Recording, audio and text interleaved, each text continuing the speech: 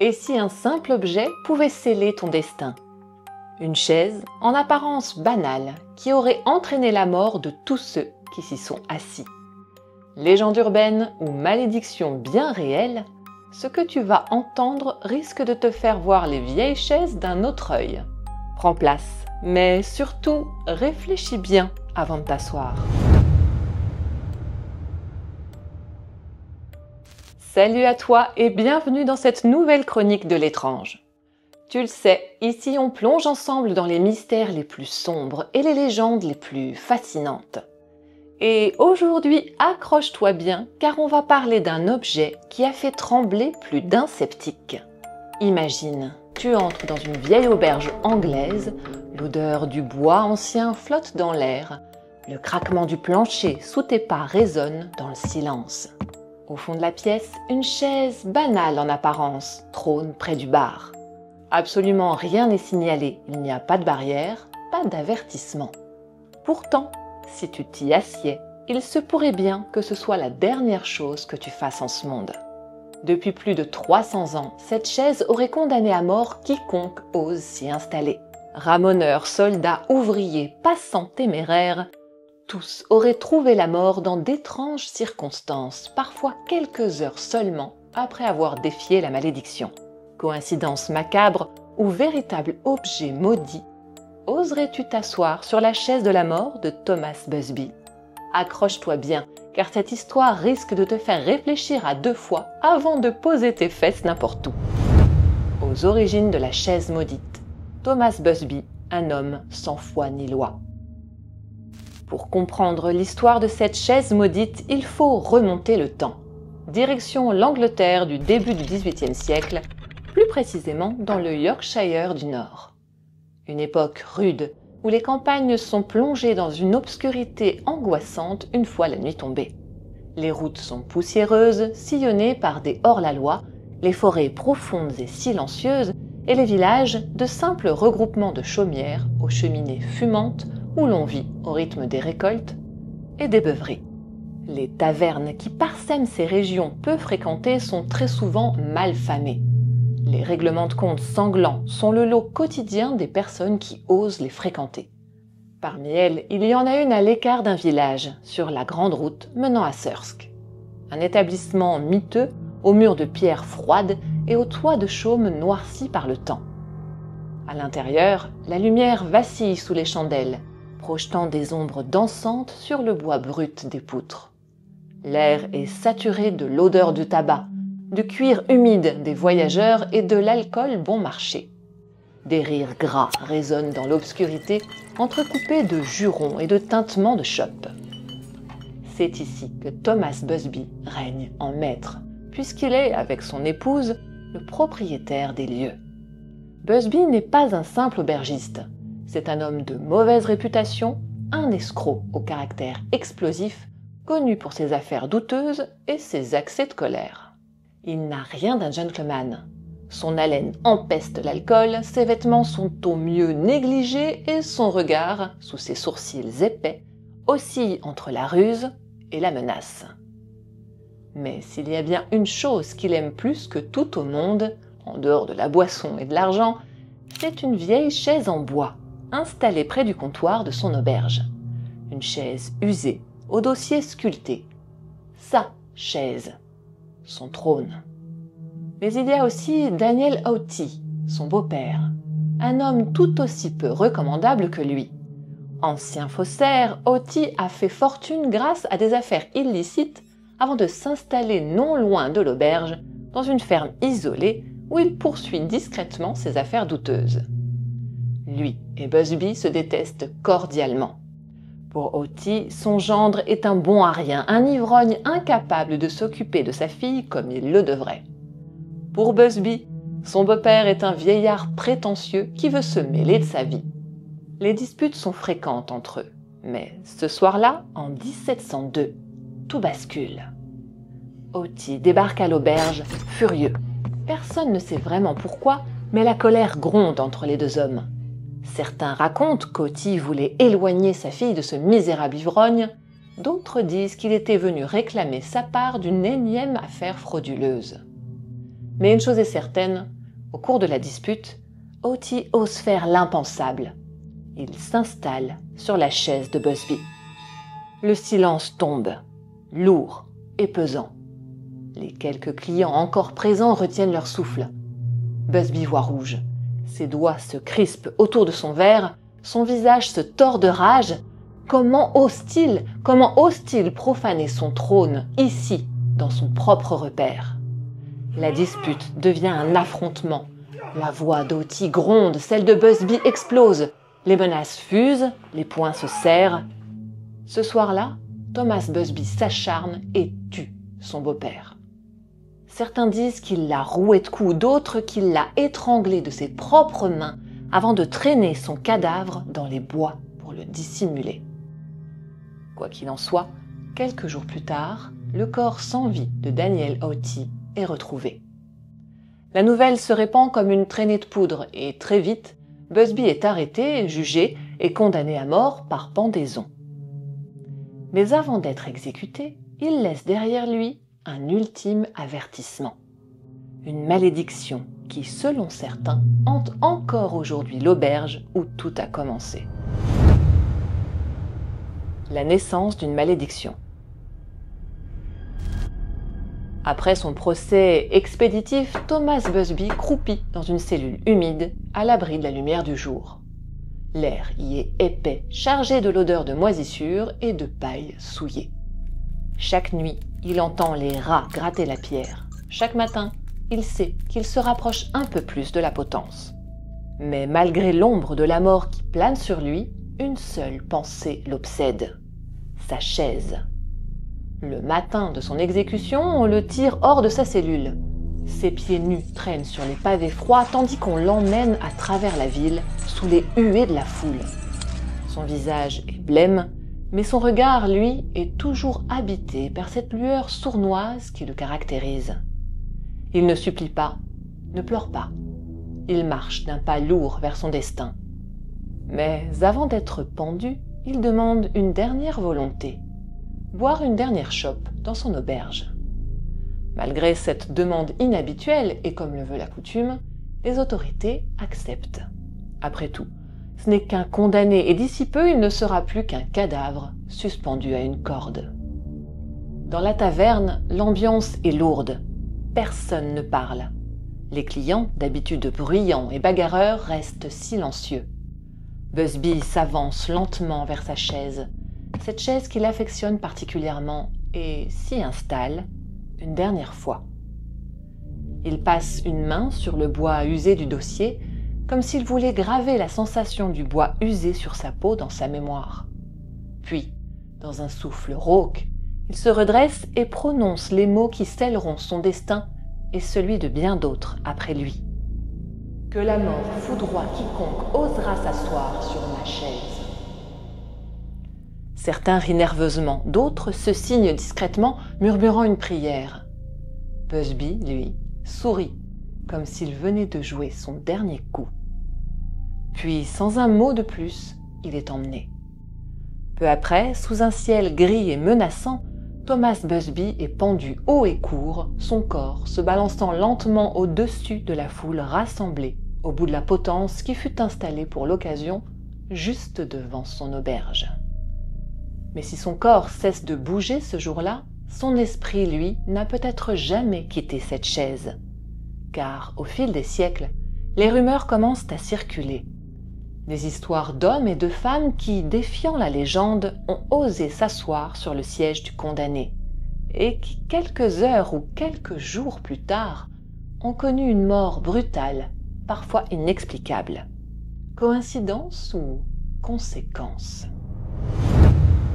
Une chaise qui tue, les victimes de la malédiction.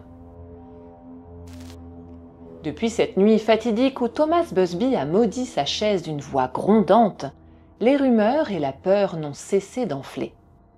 Les villageois murmurent que son esprit rôde encore, attaché à ce fauteuil qui fut le témoin silencieux de ses excès. Une légende? Une superstition? Peut-être. Mais chacun se garde bien de s'asseoir sur cette chaise et garde ses distances avec cet objet damné. Qui sait ce qui pourrait bien arriver?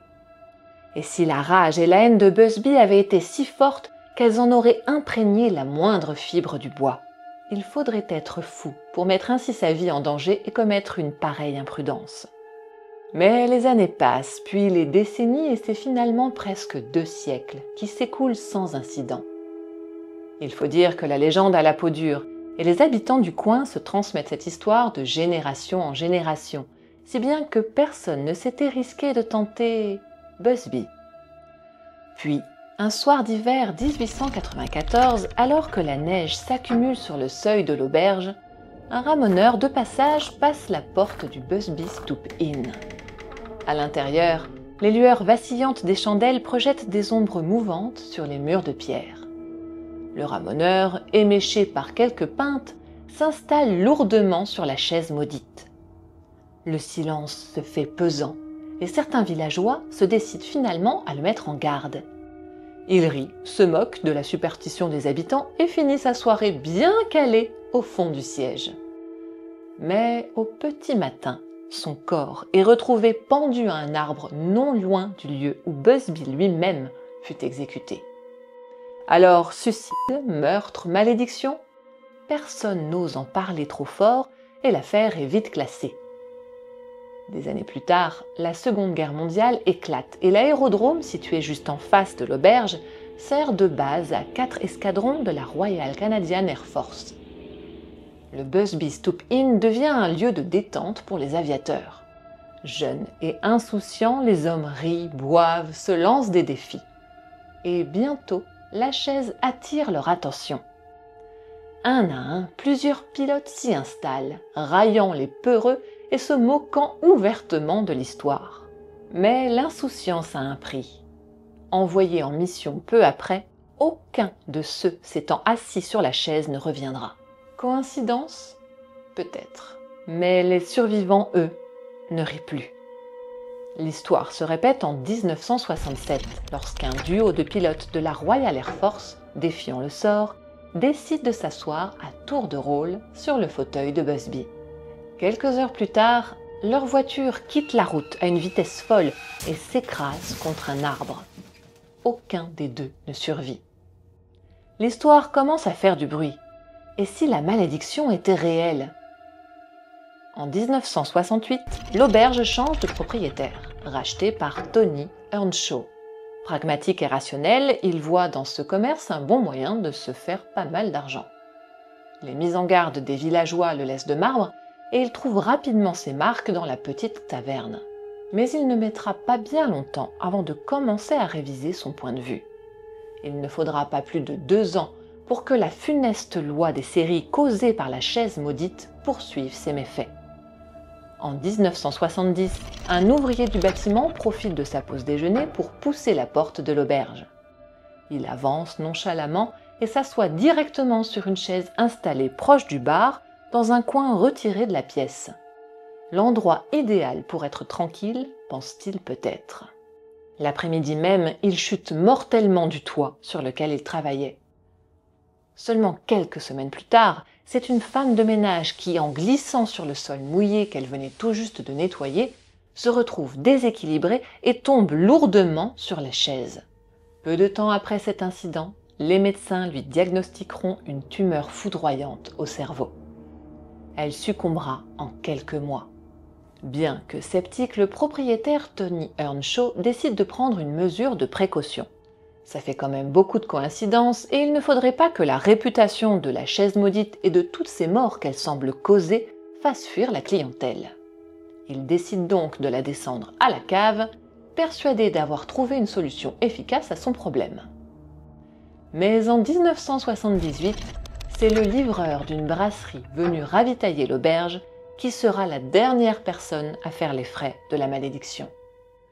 Fatigué des allers et retours chargés de bouteilles et de fûts qu'il vient de faire entre la cave et son camion, il décide de se reposer un instant sur la chaise damnée, et ce malgré les avertissements désespérés du propriétaire.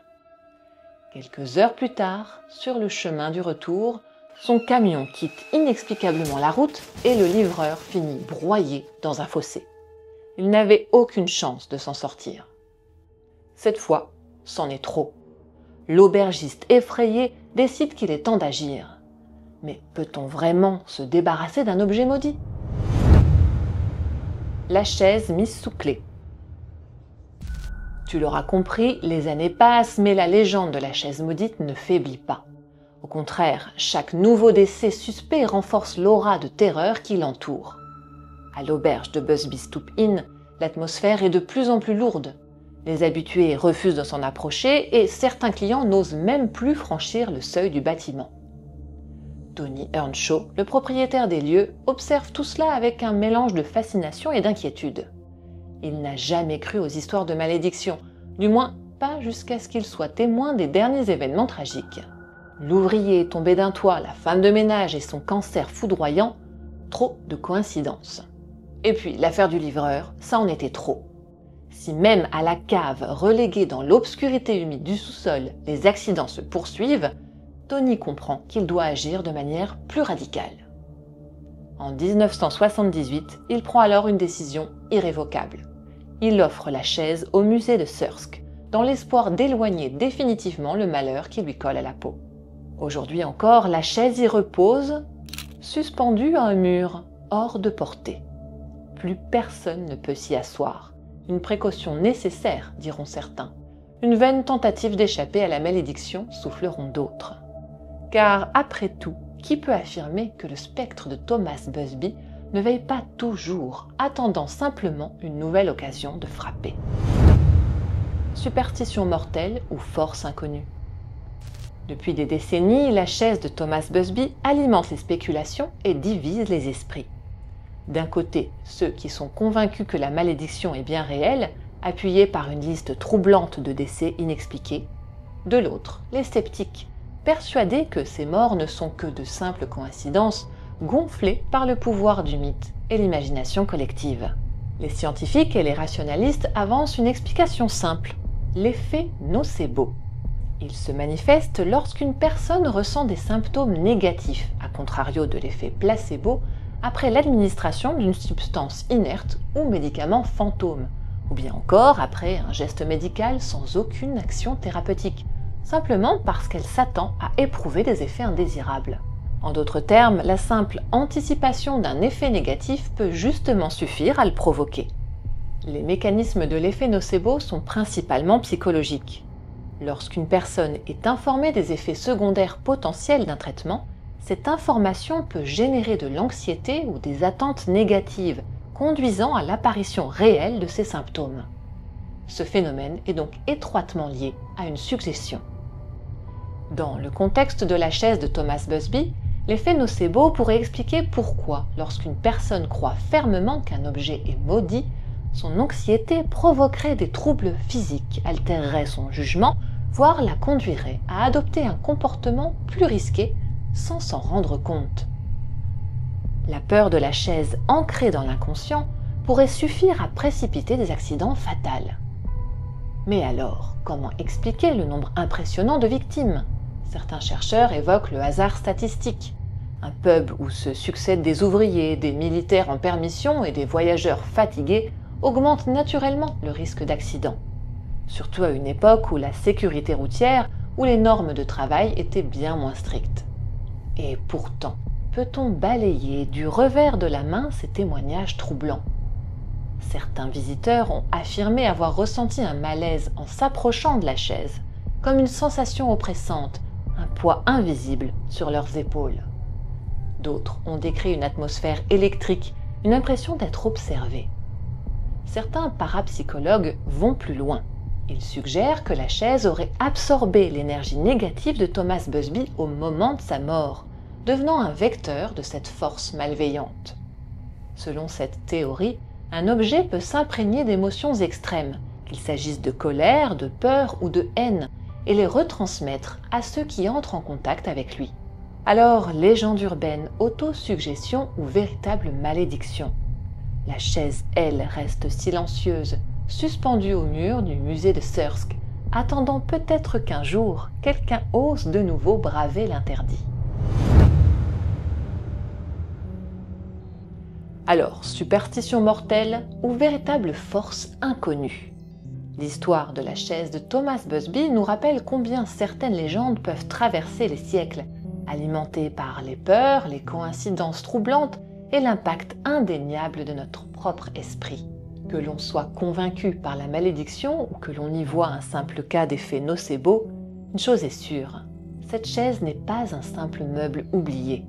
Suspendue dans son musée, elle continue d'exercer une étrange fascination sur tous ceux qui croisent son regard, ou qui osent se demander « Et si la malédiction était réelle ?»